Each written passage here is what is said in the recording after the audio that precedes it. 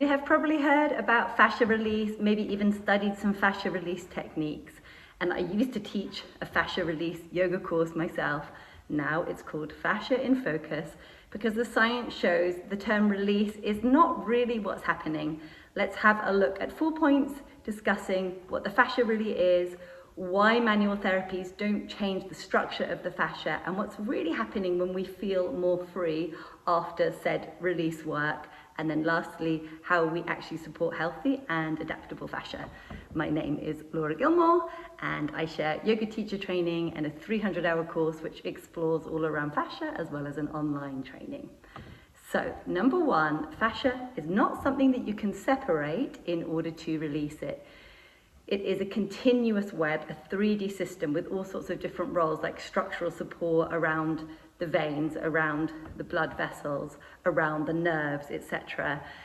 And it also has a role in structural support of the muscles. So if you imagine an orange, an analogy that's often given is that the fascia itself is a bit like the pithy white bits, and the muscle tissue is actually the juice inside those pithy white bits of the orange. And so if you imagine trying to release it, it doesn't make so much sense because you can't pull it apart, you can't separate it out, it's integral to everything.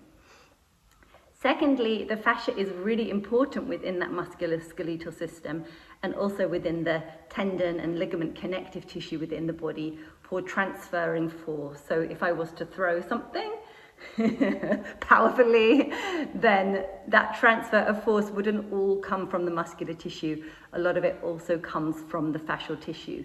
So we want that fascia to be strong, to be pliable, and to be able to transfer the force. We don't want it just soft and released as such. Number two, we're going to look at manual techniques, so things like massage or when we're rolling around on the balls, or even if we're holding an asana, say a yin pose for several minutes.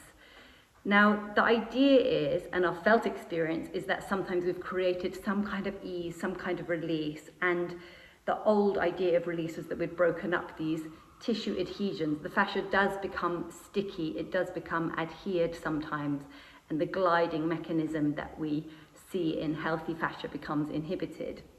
But the research shows that actually in order to make any structural changes within that fascia, we would need thousands of newtons of force rather than what a human can produce, which is a few hundred newtons of force. It's an incredibly strong tissue. And so what we're really doing is we're stimulating the nervous system, not actually structurally altering the fascia. So the brain relaxes in response.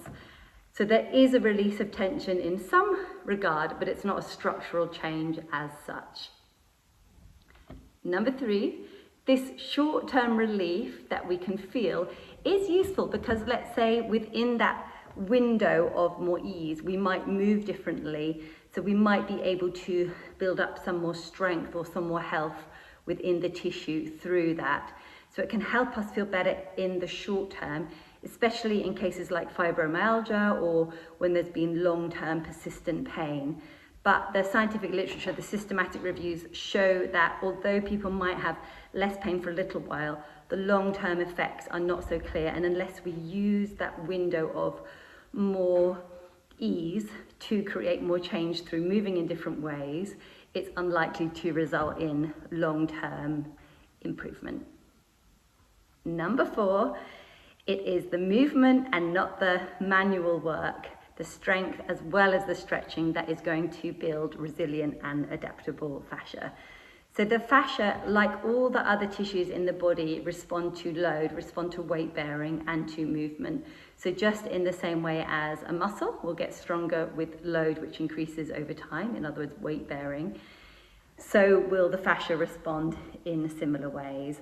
And what we really want to do is to create variable movement patterns, so not always repeating the same thing. And again, this is going to refer back to the nervous system. The nervous system wants to know where your body is in space. It wants to have a good map. And the fascia is going to help with that because your nerve receptors in the superficial fascia, in the most external layers of the fascia, they are holding these receptors which are taking in the information from the environment, and then that's getting conveyed through to the brain. So Manual therapies might help you feel more mobile, but long term, the health of fascia is going to rely on how we move, on that movement having some variability to it, and also some strength element combined within it. I would love to share more on all of this. If you have been using language like releasing fascia, don't feel bad, I've done it too. But now that we know better, we can understand that we want to refer to the nervous system and we want to look at creating more variable opportunities for movement. If this is helpful, subscribe to the YouTube, share it with other teachers, and for a deep dive, come and join me in the online fascia course or in the 300-hour training course. I would love to share more with you. Thanks for being here.